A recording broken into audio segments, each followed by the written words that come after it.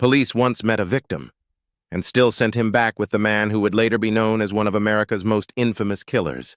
That single decision changed everything. Jeffrey Dahmer did not live in hiding. He didn't run. He didn't look dangerous. He lived quietly, worked regular jobs, paid his rent on time.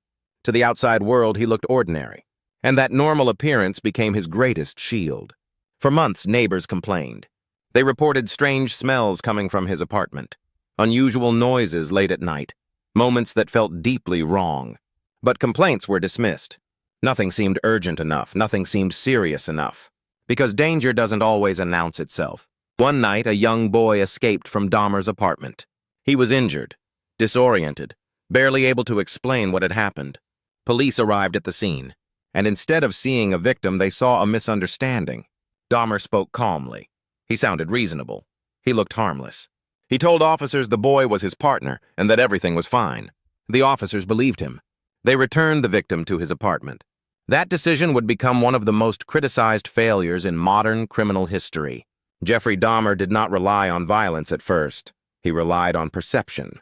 People associate danger with chaos, with anger, with visible threat. Dahmer had none of those. He was quiet, soft-spoken, polite.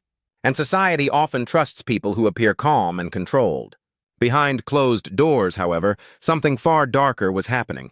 His apartment became a place of unimaginable horror, hidden in plain sight, surrounded by people who had no idea what was happening next door. The signs were there.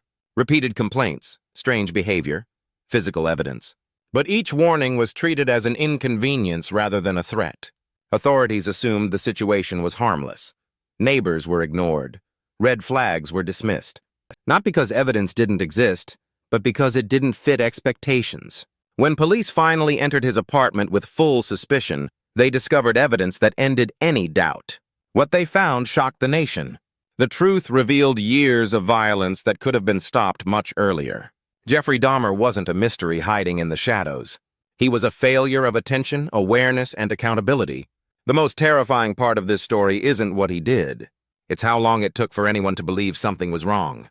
Sometimes evil doesn't hide in darkness. It lives behind a normal door, with a polite voice and a calm smile. And that is what makes it truly dangerous.